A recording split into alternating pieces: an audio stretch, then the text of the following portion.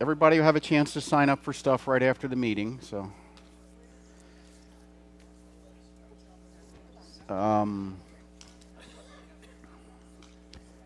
so find a place where you're going to be sitting, and we'll go from there. Okay, I want to begin by thanking everyone for coming. We are videoing, which was a last-minute decision, but we are videoing this meeting, so if you want to watch it again, you can do that.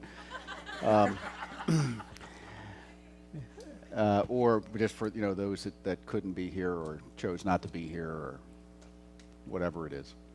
So welcome to our Sacred Service Training Day. The plan is at least once a year to have this for everybody. And then at the other 6-month interval, we'll have a training for new people for the teams. Before I do the opening treatment, just a couple of basic things. One, the first thing is we have the thermostats in here programmed now. Please don't touch them. Thank you. And because it isn't going to make it any cooler if you do. The other thing is that we're moving away from the term volunteer and more to the term sacred service team or sacred service person or something like that, and we'll talk about that more as we go along. So an opening prayer. So I go within, I know the truth. I know that God is all there is, that spirit is the essential element of reality and from which I arise, from which I live, from which I move, and from which I have my being. Everything I do is from spirit, everything I do is in spirit. And I am purely spirit.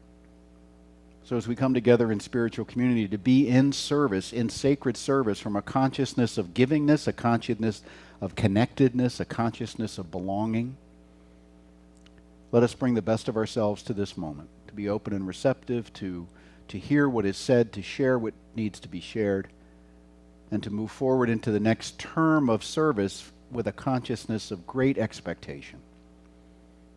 I give thanks for all the work that has gone into preparing this meeting and for everyone who has chosen to be present. So with love and joy and deep gratitude, I release this word into that creative field that we call mind, and together we say, and so it is. So I think at this point real quick before I do that, just to, we do this whenever we have our annual meeting or community meetings, just a quick review of their vision and mission, because this is all what we're about. Our vision is loving hearts and open minds. Our mission, we're an inclusive community promoting a spiritual way of life that honors all paths to God. We provide spiritual tools to transform lives and help make the world a better place. We apply science of mind principles by practicing loving communication and empowering each other to make a difference through inspiration, education, community outreach, and social activities. We encourage joyful connection through loving hearts and open minds. And our core values, we begin with gratitude, we end with gratitude. Our values are living authentically, loving communication, inclusive community, empowering self and others, and compassionate service. So today is about all those, but particularly about compassionate service.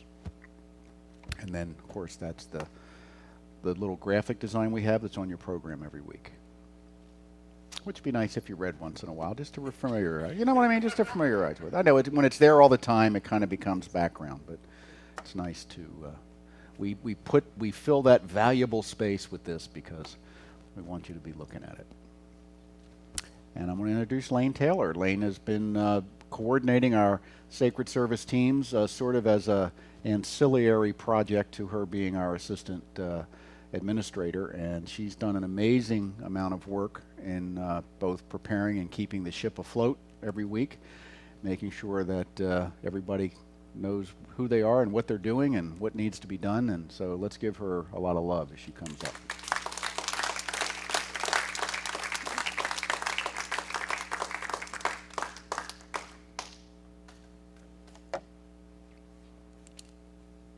There you go.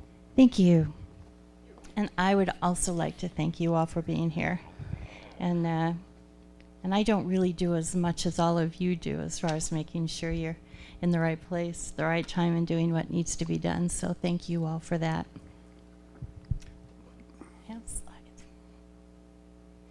The content of this meeting is primarily not about the work that we do as a service team. It's going to be more about how we do it. But there are a few of the nuts and bolts I wanted to go over first. There's a couple of basics as far as the steps to sacred service. Where can I serve? How do I start? How do I learn what I'm supposed to be doing? And I'm going to cover those things very briefly. Not so much, this was intended for new people as well. I don't see a lot of new faces here, so I know that most of you know this process, but I think it bears repeating again because I'd like you all to understand the process in case anyone asks you, how can I serve? We want all of our team members to be ambassadors, as it were, to have all the information that you need at hand. So over the course of this next session, we're going to try and get a little more information in your hands so that you're better equipped and in a great position to represent our center, however it needs to be represented. So first, where can I serve? Oh, these are all like this too. We are making a few minor changes to the process. We've divided our service teams now into two segments. There'll be the regular service team that works here in the sanctuary during the services. And we'd like 6 people on that team, including a leader and someone who knows how to make coffee.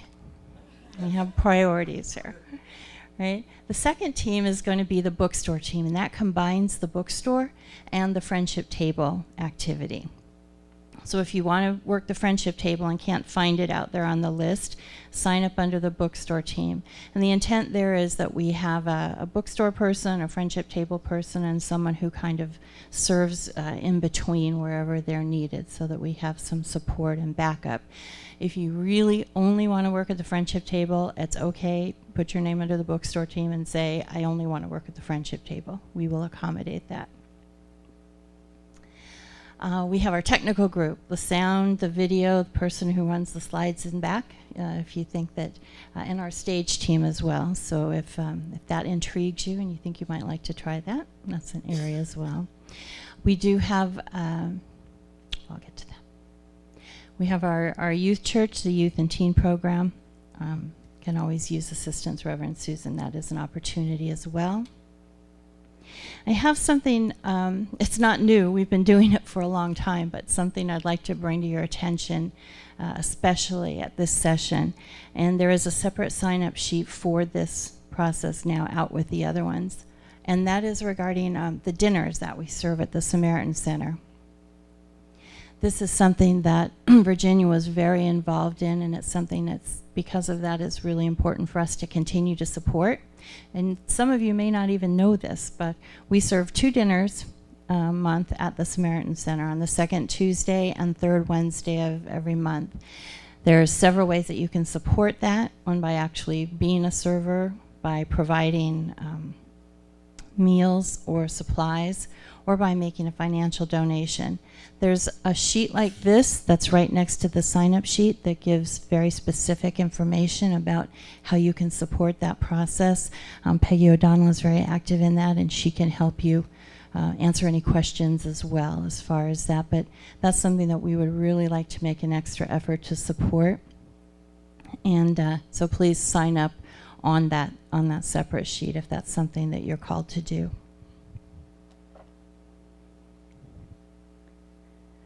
Other.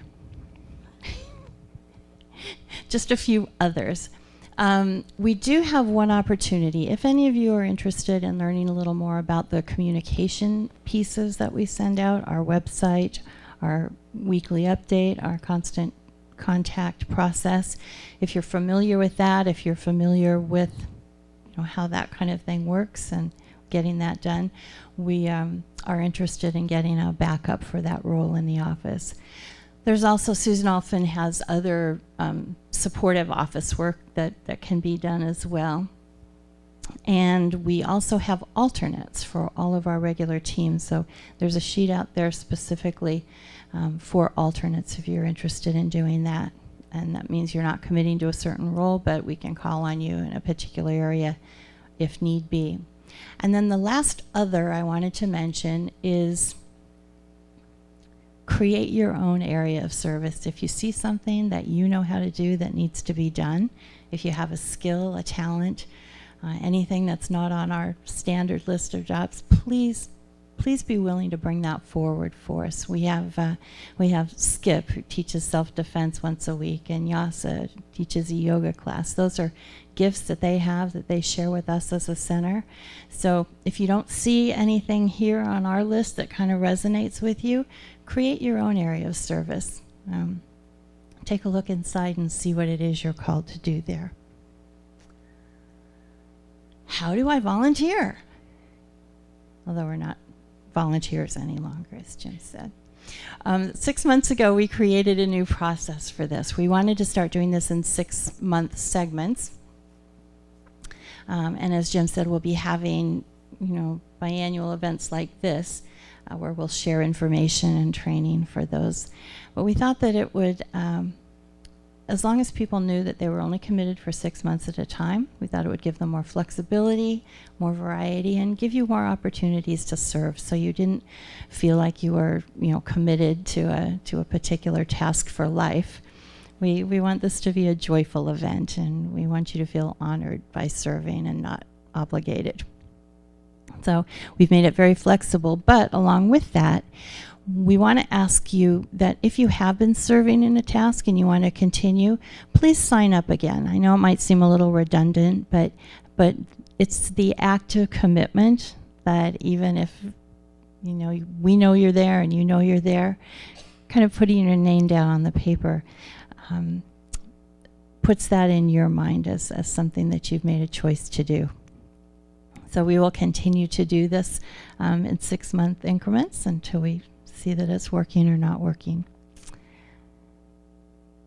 The new session starts in October, so we'll be doing sign up. The sign-up sheets will be available for the next few weeks out in the lobby, and then we'll have our new teams in place beginning October through March.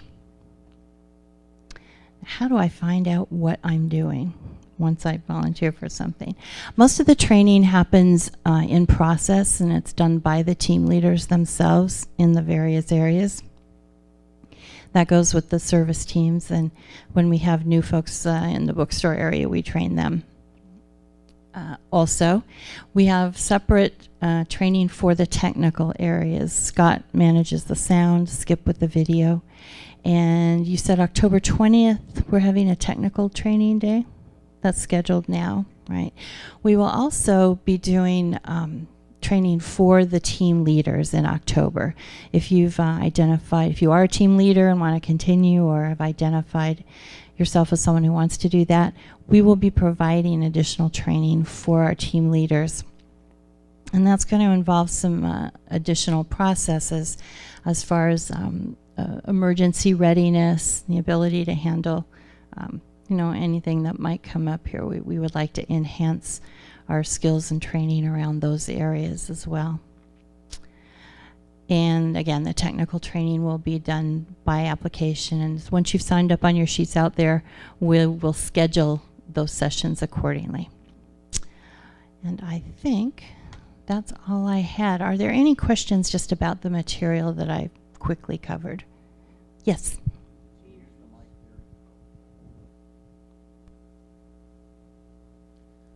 The teams you said now are going to have 6 rather than 4. What is going to be done differently that they're going to need to have 2 more people? We actually always wanted to have 6. They only have 4 because that's all we had. The ideal team, you need 4 just to man the doors and the ushering, and we like having a few extras so that they can do the food and the coffee service, and it helps with the cleanup. So 6 is the right number. 4 is what we've been working with.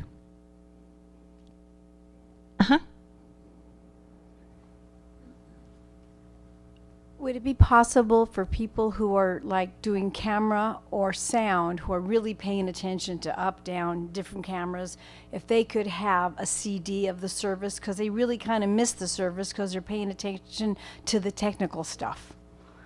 Well, if you're running the slides, you're sitting there hearing it all. But the people doing the really technical stuff are focused on the technical. If they could get a CD of the service they missed doing it, that would be nice. Sure, that's a great idea. And anyone who is in service that Sunday can get a copy of this message. Just let us know. We don't always make that many, but yes. All right. Well, thank you. Thank you, Lane.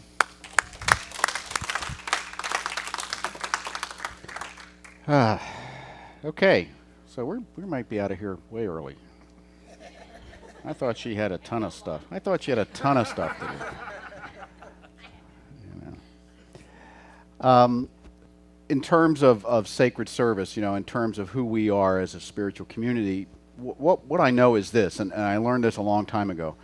By the time somebody gets into this room and sits down, and before I get up and do anything or say anything, they've made up their mind whether or not they're coming back by up to about 75% certainty. By the way they were greeted, by the way they, when they came into the building or whatever, you know what I mean? You look around and you kind of go, is this my tribe? And can I fit in here? Was I greeted warmly? Did it look like a nice space? And all those kinds of things that have so much to do with the quality of people's experience. So one side of the service teams is really being there in a way that helps to enhance that experience. We can't make this building we made it somewhat nicer yesterday, but you can't make it like, the Crystal Cathedral or anything like that. So it's not going to have that kind of you don't have that quite soaring experience when you come in here because of the low ceilings.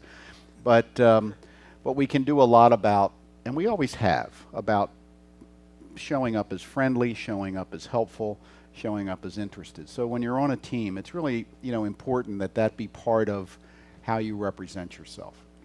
And the other side of the sacred service is the benefit of being in sacred service for yourself, that it's done without intention or without desiring a specific return, that you're doing the service work because you recognize that it's something of value to you to be in service, and to do it as a sacred practice or a spiritual practice is very important.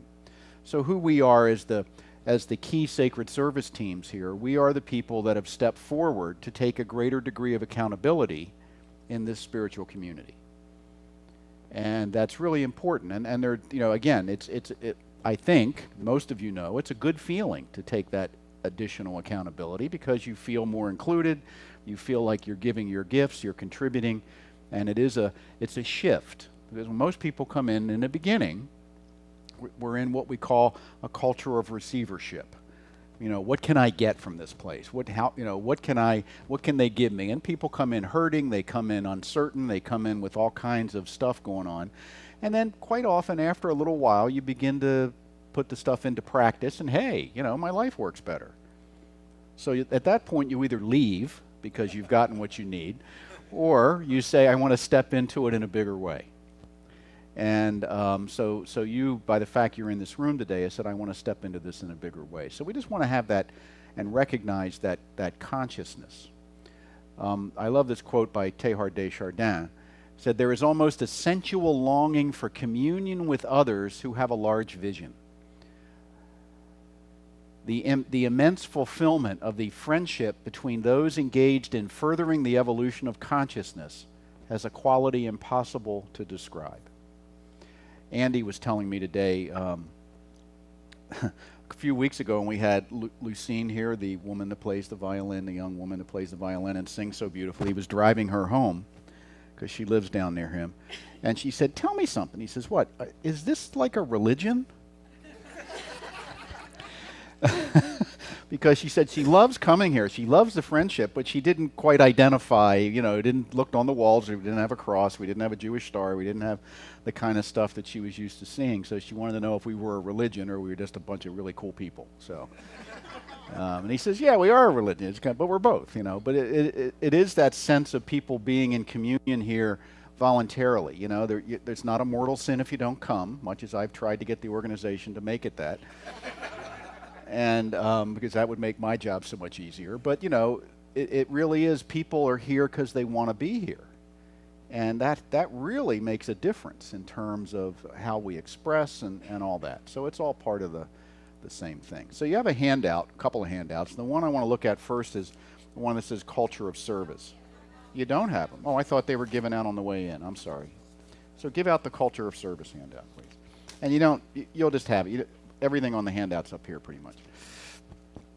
So the first, there's three main ideas here. And the first one is all service is sacred service. That no matter what you're doing, you're here to facilitate the experience of the sacred for all attendees. Now, it says this means that greeters greet warmly but not raucously, especially, because it can get people, a lot of times when people are coming in, we're in meditation in here and things like that. We're trying to start ready to start the service, and the greeters it's like somebody's 25th high school reunion at the door. Or the technical team is having a conversation about, where the camera should be or whatever. And we do get lost sometimes in the doing. So part of this idea is that we want to try as much as we can to keep in mind kind of where we are and why we're here. Says Sunday hospitality volunteers remember the sacred as food is served. Bookstore team members treat each transaction with dignity and a loving heart, and so on. So the idea is to try as much, and it's not like we're going to be a bunch of pious monks going along chanting, but the conversation around your official duties is maybe a little bit muted. Just a little, not a whole lot, but maybe just a little. There's a recognition that as people come through that threshold, they're entering sacred space.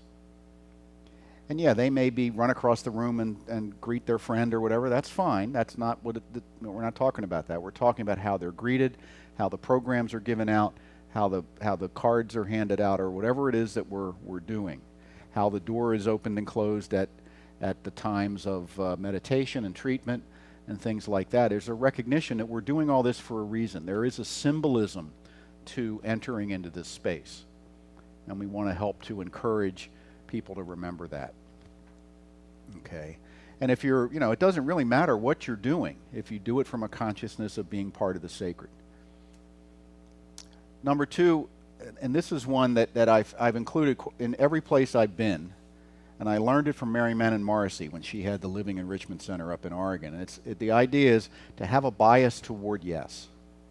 And what this means is that I want your initial, that when somebody comes up and asks for something, there's an initial kind of a energy that shows up, and quite often you're told, don't let anybody in here, right? So the initial thing that comes up is no. All right? Even if you're told, don't let anybody in here, I want your initial reaction to be yes. But you're going to have to interrupt it before it comes out when you can't let them in. But your energy is so different when your intent is to say yes.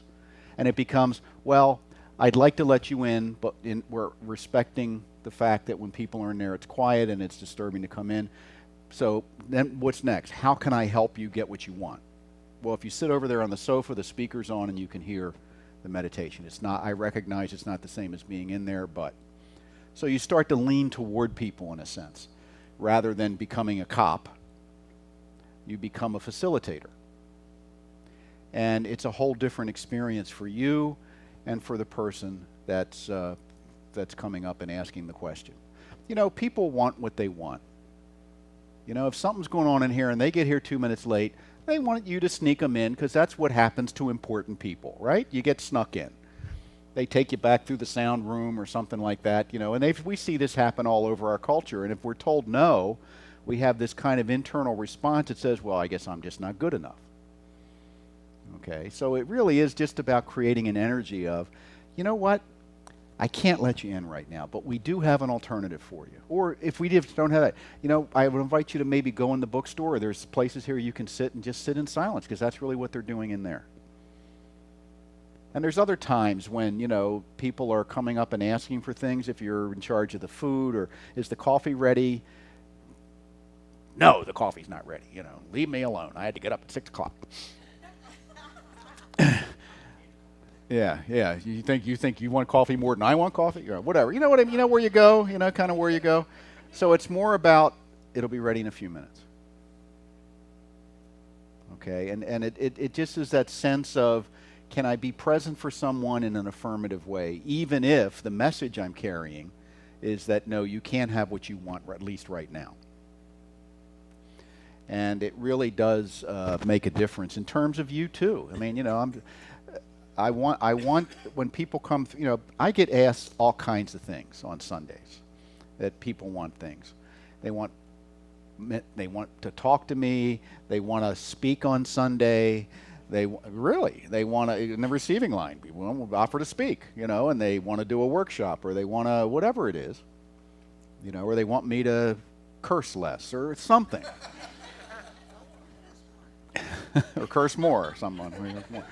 But, you know, and again, I try as best as I can to be in that space of, well, okay, I can talk to you, but maybe it needs to be after the receiving line because I need to be committed to this right now. You know, so I'm trying to think, okay, how can I help you get what you want, even if I have to say no, or even if I have to postpone it? And that's just an example. So, and that can happen to anyone in service at any level. It can happen with the practitioners. It can happen with the staff ministers. It certainly happens with the office. And it's again, if we have that bias toward yes, it makes it more pleasant for everyone. Now, there are going to be people that aren't happy with your wonderfully presented alternative. You know, I remember one time in Fort Lauderdale, we had meditation would happen same as we do here. Start 30 minutes before service, end 10 minutes before service, and the doors would shut. And we had 450, 500 seats, and there would be 100 in there for meditation. And so they'd close the door. And it was a big hall with really good acoustics. So if you let somebody in, even if you opened the door, the whoosh of air, you could hear at every seat in that auditorium. It was a very live room. And so people would, we would shut the door, and we had 2 sets of double doors. We had an usher at each set, and we also had an usher at the kitchen door up by the stage because people learned to sneak through there. Isn't it nice that people want to get into meditation that bad? So that's my thing. Isn't it great that this person wants to get into meditation? We had one person, I was in my office getting ready, and I heard a lot of commotion in the lobby. I'm thinking, the meditation's going on. I walk out, and this person was just screaming at the usher. I mean, screaming at them. And I went up to the guy, and I said, can we step outside? And he knew who I was. I knew who he was. And he walked outside, and he says, I got to get into meditation. I've got to get into meditation. I said, really? You've got to get into meditation? I said, you mean you've got to get into a room where you can sit and do nothing? You can do that here. And he just was furious, and he stormed off. Never saw him again. So there's going to be people that you can't make your response conditional on their response, if that makes sense. I'll have a bias toward yes until you give me a hard time, and then, it's Katie bar the door. It's the idea of staying in that space and recognizing, and part of having a bias toward yes may be, you need to talk to somebody other than me.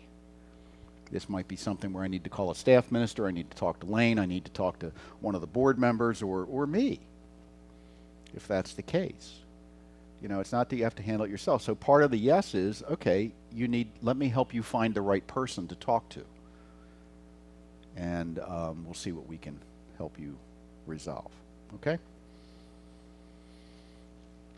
The next thing is communicate rather than criticize. And I know none of you would ever criticize anything, but you may hear people criticize. If something's not going as it should, we want to take the initiative to speak to whoever can facilitate a resolution.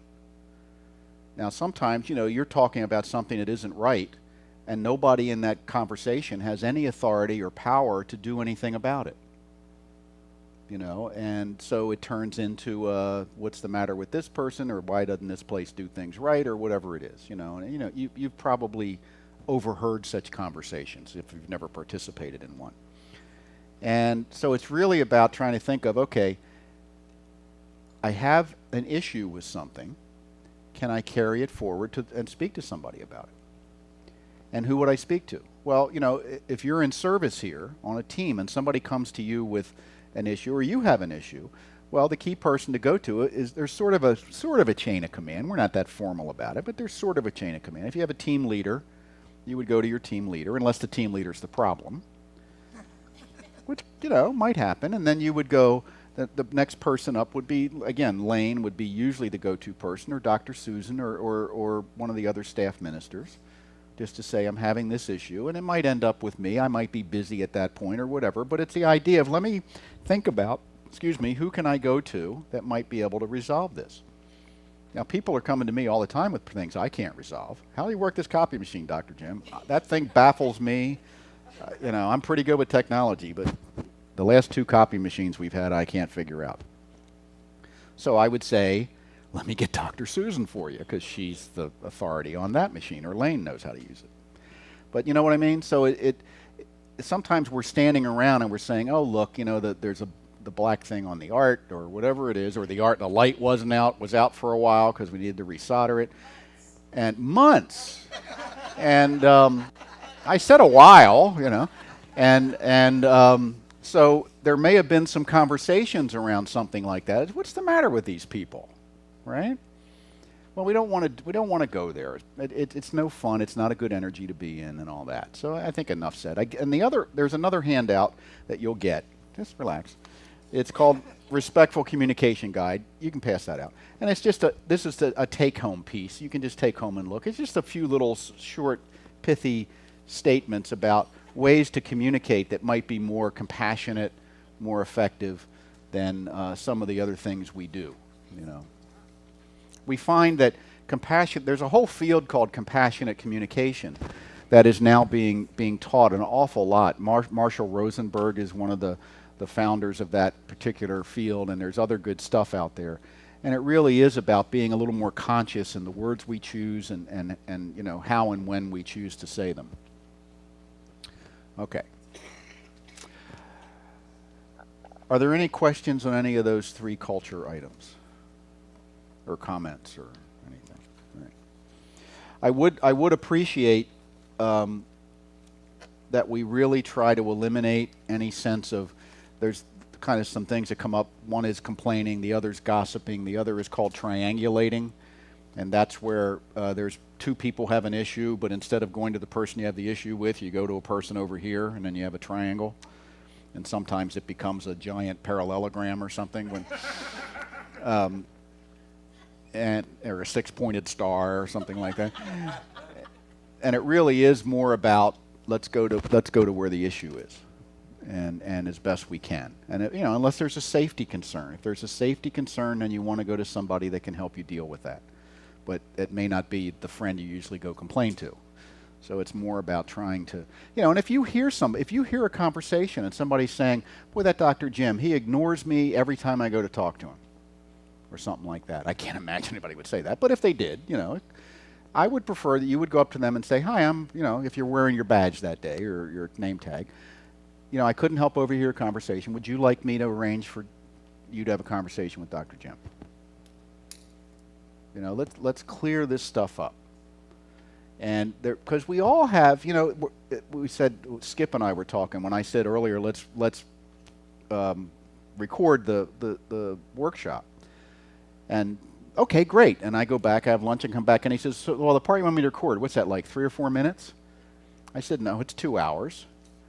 He goes, well, I thought I had a different idea. I said, that's because you made it up, right? I wasn't clear with what I said in terms of what I wanted, so he went ahead and made up something that seemed reasonable to him. We do that all the time. What we think people meant, what we think they didn't mean, we think they're ignoring us, we think they're, you know, being nasty or rude or whatever it is, and we just make something up, and if we don't go to the source and try to clarify it, then we start telling stories about it, and it becomes part of our lore. You know, and this becomes a place where people don't do what they say they would do, or whatever the case may be, when really it's all made up.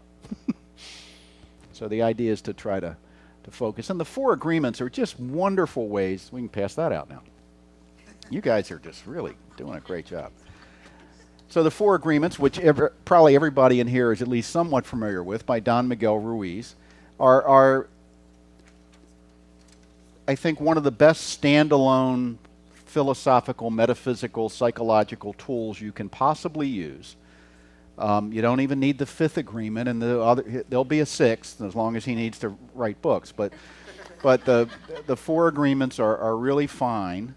They're really well crafted. They really make sense. And I think they're pretty complete. And the first one, and these apply to service. These apply to being in a consciousness of sacred service very powerfully. So the first one is to be impeccable with your word, which means what? To speak with integrity. That means if I don't know, I say I don't know. That's being in integrity.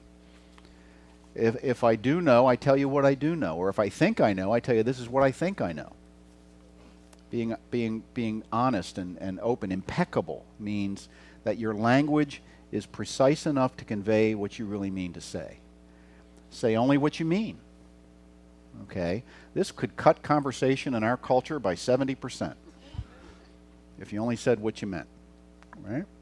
Avoid using your word to speak against yourself or gossip about others. We talked about that.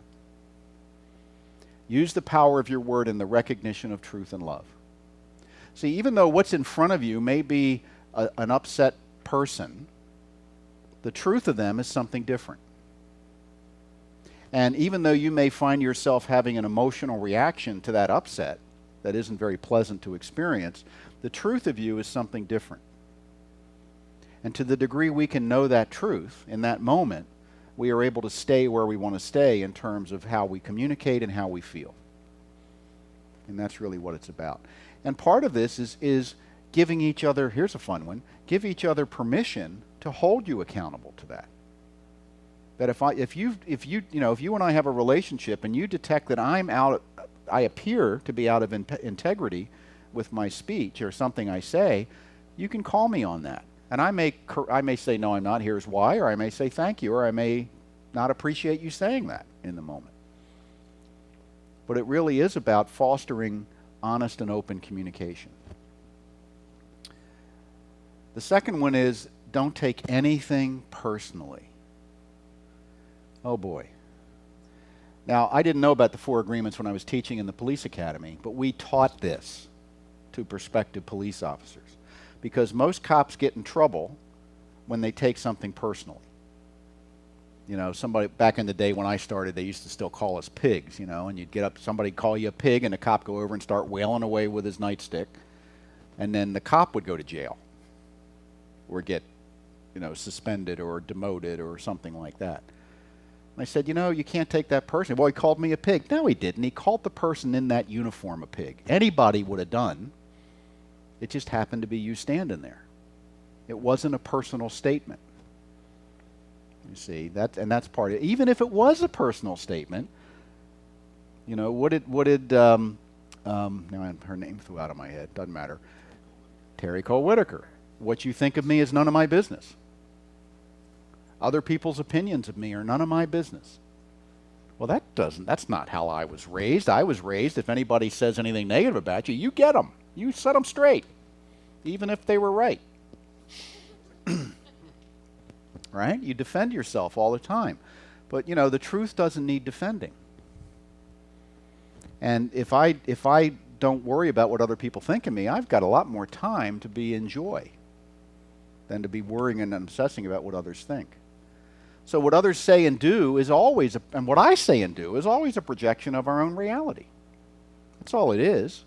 There may be validity in what they're saying if you take and look at it, and that's always a good idea to look at it and say, let my healthy self take this under advisement. But that doesn't mean that the energy with which they say it has any validity, or that I need to take it that way. When you're immune to the opinions and actions of others, you won't be the victim of needless suffering. So that's always a good thing. I don't need any more needless suffering in my life, do you? Right? There's Don Miguel, and he said, there is a huge amount of freedom that comes when you take nothing personally. It really is. You become that smooth surface we talk about. Friction only occurs when 2 rough surfaces meet. So the other person can be as upset as they want to be. If I'm a smooth surface, there's no friction. At least not for me. They may get angrier and angrier that I'm not reacting with anger, but that's not my problem either, is it? So it really is I call it paramedic's mind. When the paramedic shows up, they're trained, they know what to do, they handle the situation pretty dispassionately for the most part. You know, if you were laying there on the street kind of bleeding all over the place and the paramedic showed up and go, oh my God, look at you. Oh God, you look awful. You know, that wouldn't be a very good paramedic, would it? You know, no, you expect a professional response. You expect them to be not necessarily dispassionate and not to not feel, but to call forth from themselves the training and the know-how so they can deal with the problem effectively. Well, in a sense, when you're in a position here, if you're standing at the door and somebody wants to get into meditation really badly, that's you. You're that paramedic mind and say, you know, let me help you. Let's see what we can do. Let's find an alternative. No need to get upset, even if they do. There's no need to get upset. I remember one time I was riding with I was brand new, I was riding with a senior officer. We pulled over a young woman for speeding, and it turned out she was the daughter of the fire chief of the town. And the fire chief was even more important than the mayor in that town. It was all volunteer fire department, so it was like a big deal. And she knew who she was. And we pull her over in her very fancy sports car for speeding, and she gets out of her car and comes back and says, "What's the deal? Do you know who I am?" He knew who she was. I didn't. He knew who she was. Says, "Yeah, I know who you are, Miss Bradford. And I have your license and registration." "This is ridiculous." "Well, I still need your license and registration. If you go to your car and get it and bring it back to me." So she does, gives it to him, says, "Well, hurry up, I haven't got a lot of time." So he starts writing a ticket. He goes, "Get back in your car." She gets back in her car. He starts writing a ticket. About 3 minutes later, she gets back, comes back. I told you I was in a hurry." He says, "Oh, gosh, you know what just happened?" He says, "I was writing this ticket, and you got out and you startled me, and I made this stray pen mark that went right across the side of the ticket. Now, there's 5 copies here, and we're not allowed to submit a ticket that has a stray pen mark on it. So what I'm going to have to do is I'm going to have to void this ticket and turn it over, and I'm going to have to start on another ticket. And I do apologize, but it's the rules. So if you would get back in your car, please, I'll be with you in a moment." And now she gets back in the car. 3 minutes later, she comes back. "Are you ready?" Oh, I'm sorry, it happened again. This is so unusual. Most people do what I ask them to do, and you're not doing that. And it startled me, you know, and I'm going to have to stop. I'm going to have to void this ticket, and then I'm going to have to turn it over and start writing another ticket. You know, there's 5. Did I tell you there were 5 copies? And he's being so nice. We were there for 45 minutes, and she got 5 tickets. Because every time she came back, he thought of another violation, which she had actually committed. Anyway, but he was just totally a smooth surface. He was also being a little sarcastic, but we'll grant him that. But he was totally a smooth surface, and she got angrier and angrier and angrier. And her father thought it was hysterical when he heard the story. You know, he said, "I'm glad you can do something with her. I can't do anything with her." You know. But it was that sense of not, you know, the officer didn't let it upset him. He just very quietly did what he did, and he sort of gave a little bit and took a little bit, you know, and that was the way it worked. The next one, number 3, is don't make assumptions. Like Skip did with I'm assuming Jim means we're going to record a few minutes. See? And I assumed that he knew what I was talking about. So find the courage to ask questions, to express what you really want is one element of this. You know, because otherwise, you know, sometimes you're afraid to approach somebody who has a little authority, or you think they do.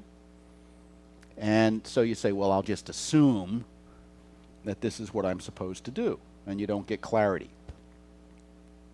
Communicate with others as clearly as you can I don't know what happened to what's after that.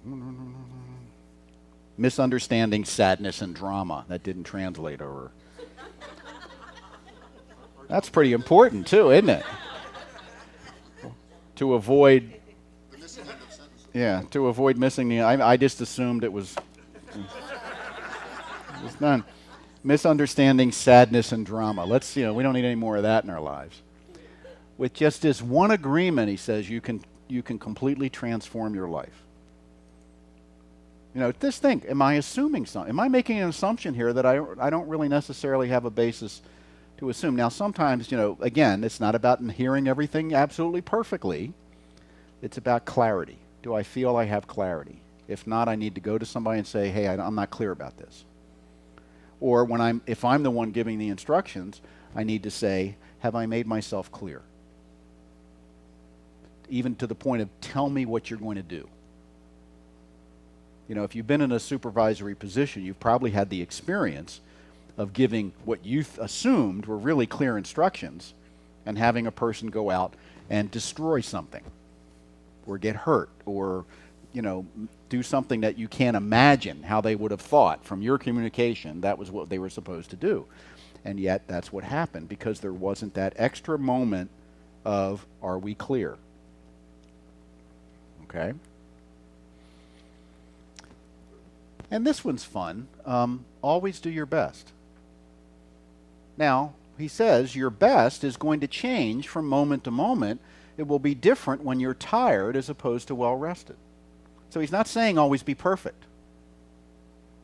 He's saying give it your best according to where you are in the moment.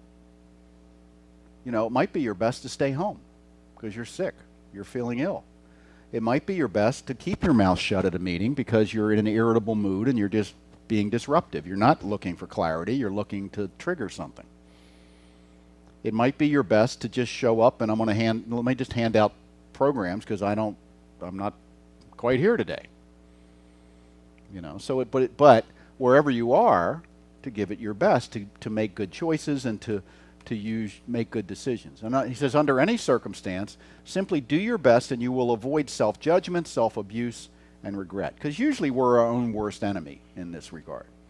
When we know we're not doing our best, when we know we're withholding, we tend to beat ourselves up a little bit. Or a lot, depending on how we respond. Okay?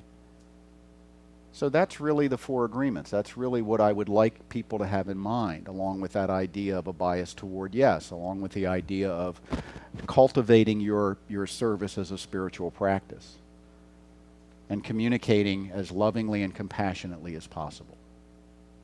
And when we go forth from that, we end up doing a pretty good job. We end up getting things done. We end up representing ourselves very clearly, very well, very lovingly.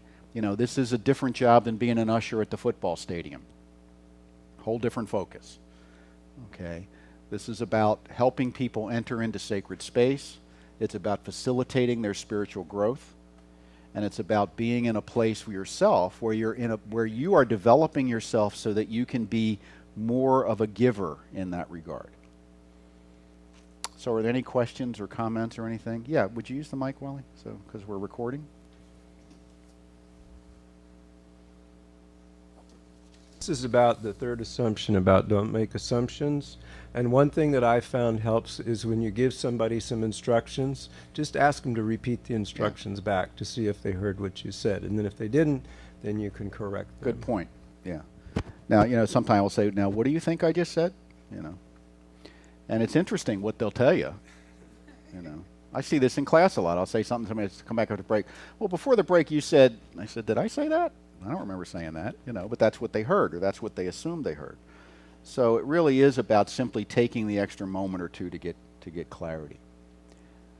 So what we'll be doing into October, we're going to have a team leader training, and then we're going to do the technical team training day, where anybody that wants to be part of that or thinks you might want to, it will come in and be trained on how to do the live streaming, how to work the computer back there, how to do sound, and so forth. And you may elect not to get on the team after that, but it's just an opportunity to see if that's something you'd like to do. And the main focus of the leadership training is going to be, as Lane mentioned, there's some new systems we're going to be putting into place that some of the centers are doing, and I see the value in it. And it has to do with dealing with exceptional circumstances. You know, there's a car accident in the parking lot. Somebody gets ill during the service or out in the lobby, or passes out, or somebody comes in that's disruptive or something like that. What we're going to do is basically on those Sunday service teams, there'll be roles. Like there'll be team member A through F, and based on that, on the back of your badge, it'll say who does what. Like one might be the one, like team member A might be the person that goes to call 911. And so that's their job. That we know it gets done, and we know who's doing it. Team 2, the next person might be the person that notifies, you know, Dr. Jim or one of the staff ministers or Lane or somebody like that. Person C might be to stay at the scene and assist people as you can, and there may be traffic control issues, whatever it is. So we're going to create sort of those kinds of levels that will be just in case we have to respond to something. And there's some other priorities that we'll be setting that will require some training. That's all. And you know, our Mile High Church in Denver, if you don't know it, if you're ever in Denver, you really want to visit it. It's in Lakewood, which is a suburb of Denver, and they have about 16,000 members. And their sanctuary seats 1,750. And they're packed for 3 services every Sunday. And but they have manuals that like this thick because everything has happened there. You know, they've had car accidents, they've had cars go into the sanctuary, they've had, you know, people that come in that are intoxicated, things like that. Because when you have that many people, you know, you're just going to have that kind of thing. But they've written some really, really good manuals. And I'm in the process of simplifying those for us. But we want to at least have an initial kind of a response capacity that at least we kind of have an idea what we're supposed to be doing. Because otherwise, you know what happens. Everybody wants to help. Everybody tries to pitch in. And anybody call 911? No. You know, so this way there'll be somebody that will know what to do and things like that.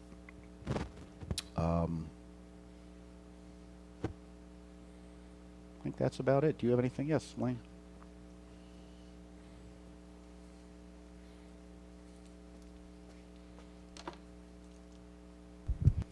I just wanted to let you all know that even if you can't think of it right now or feedback that you wanted to give, I wanted to ask you to, as you're going through your practice, your sacred service, if you see something that you see that needs improvement, or sometimes we do the same thing over and over again without thinking whether or not it's the best way to do things.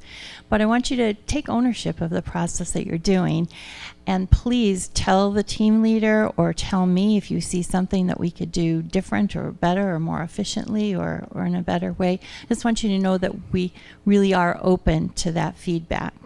So. Yes.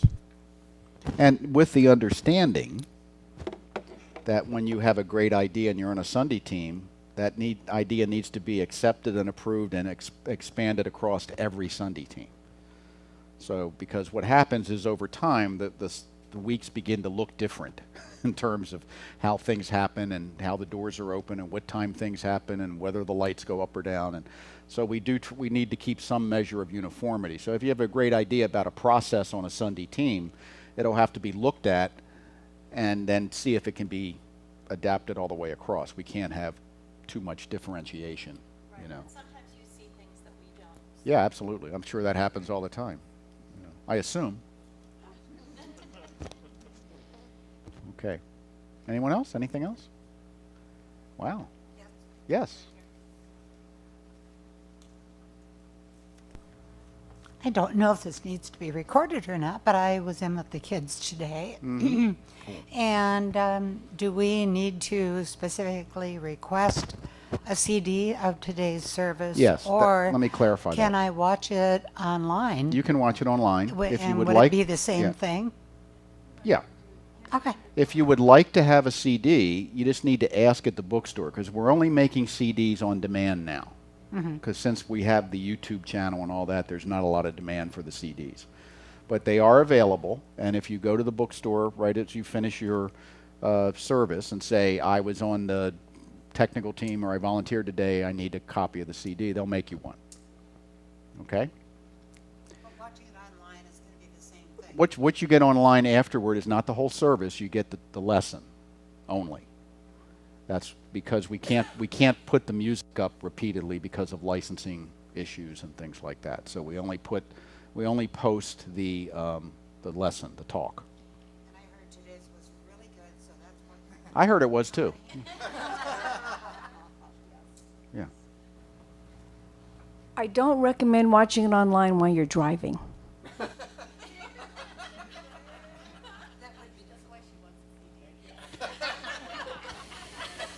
assumed nobody would do that. Yeah. Oh, yeah. All right. Well, thank you, Linda.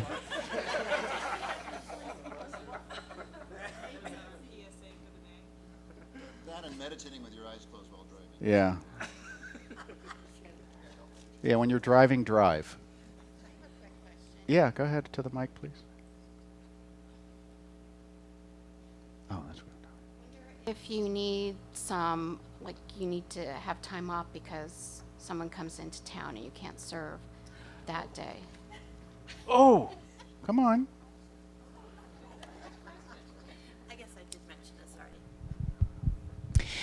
We do have on the sign-up sheet a place where you can put if you'd like to be an alternate, and we'll provide that list to all the team members of all the people that are available to serve as alternates. So anytime you're not able to cover your shift, that's one of the things we would ask of you is try to find your own replacement first, and then you can go to the team leader, myself if not, but we'll provide you that resource. So Yeah, thank you for asking that. thanks. And the other thing, there are some differentiations in some of these volunteer positions. Some require specific training, like the technical team, and some require some skills. And like the working with the youth on a regular basis, we have to do background checks and things like that are all required, both by state law and our insurance company. So so there are some volunteer positions or sacred service teams that you can say I'd like to be part of, but there will be some kind of a screening process or a training process before you could be fully implemented into it. Okay? Pay for what? No, we do that. So if you just like to have a background check. I just had one last suggestion based on something that's happened to me on the service team, and I was wondering when the leaders are trained, if they can actually be trained about how to properly stack the room with the chairs and the tables. And the reason I ask for that is that when I go to set up, sometimes I've actually gotten hurt with things getting pinched or this and that because they don't fit the right way. Oh, you mean in the closet here? In the closet. And thankfully my team leader knows exactly how to set that up, and I saw it afterward beautifully, but like I hadn't been taught. And so as we were speaking about these ideas, when it's set up perfectly, like I saw him do, it works beautifully and nobody gets hurt. And ladders are in an accessible place and we don't have to move more stuff than necessary. So I just wanted to make that suggestion of Yeah. Okay, thank you. Good idea. Thank you. Yeah, we prefer that people don't get hurt. All right, anything else? Any other general questions to bring before this body? Or? Got some great things coming up. Foundations classes begins Tuesday night, so if you haven't been to class in a while or you haven't been to class at all, this is a great place to start or to pick it up. And we're doing all the classes now by a love offering basis. So don't let the fact that you can't afford it no longer stops you from going to class. Okay, so that starts Tuesday night. We have our Wednesday night services that are wonderful with live music. And lots of good things are happening. Okay? So thank you all for being here. I really appreciate it. Thanks to the technical team for recording it. We'll put this up online. And if you are watching this online after the fact, you can come in and get the handouts. They'll be available in the lobby, and the sign-ups will go into October for all of the different sacred service teams. And those of you that are here, if you'd like to sign up for something, have at it right after this closing treatment. So this I know, it's all good, that I'm here in service to the highest part of myself, and I'm therefore allow that service to spill out onto others. I am willing to step up and step into a greater role in this community because I believe in what I learn here, I believe in the people that are here, and I believe that I have something to give. So with great love and great joy, I say yes to that. I say thank you for all those who are in service, have been in service, and will be coming into service in this amazing spiritual community called the Center for Spiritual Living, Simi Valley. I give so much thanks for this realization, and I release this word lovingly into mind as we say together, and so it is. Thank you all.